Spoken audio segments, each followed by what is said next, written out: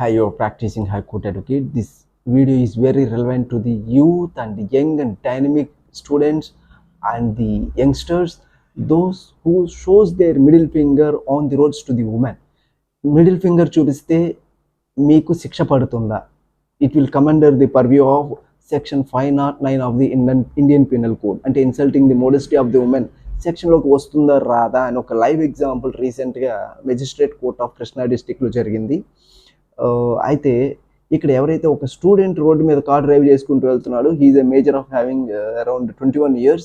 And అలాగే ఒక అమ్మాయి కూడా స్కూటీ డ్రైవ్ చేసుకుంటూ వెళ్తుంది, తనకి మిడిల్ ఫింగర్ చూపించడం జరిగింది. అతన్ని ఏదో కొంచెం మెస్అప్ చేసి వెళ్ళడం వల్ల అతను మిడిల్ ఫింగర్ చూపించారు. Right immediately she filed a complaint at the spot and the police came and bring that student to the police station. And they filed a section of 509 of the IPC. 509 of IPC file చేసిన తర్వాత within a short span of time he was bringing back to the court.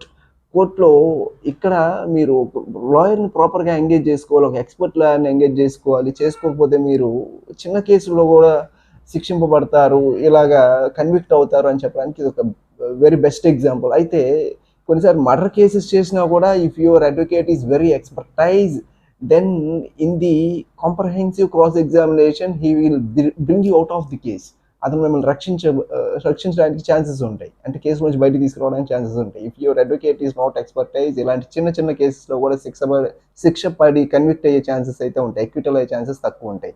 అయితే ఇక్కడ ఏం జరిగింది అంటే during the cross examination వాళ్ళ advocate ప్రాపర్గా prove చేయకపోవడం వల్ల, క్రాస్ ఎగ్జామినేషన్ ప్రాపర్గా చేయకపోవడం వల్ల అతనికి 3 days పనిష్మెంట్ అండ్ 10,000 ఫైన్ పడడం జరిగింది. ఇన్ కేస్ ఈ కేసు కనుక హైకోర్టు కానీ సుప్రీంకోర్టు కానీ లెవెల్కి కానీ అపీల్కి వెళ్తే ఖచ్చితంగా there will be a chance of bringing him out of that case. ఖచ్చితంగా అతను ఆ కేసు నుంచి బయటపడే ఛాన్సెస్ ఉంటాయి. బట్ డెఫినెట్లీ 3 days పనిష్మెంటే కాబట్టి అతను కూడా వెళ్ళడు. After coming out of the situation he come and share with us.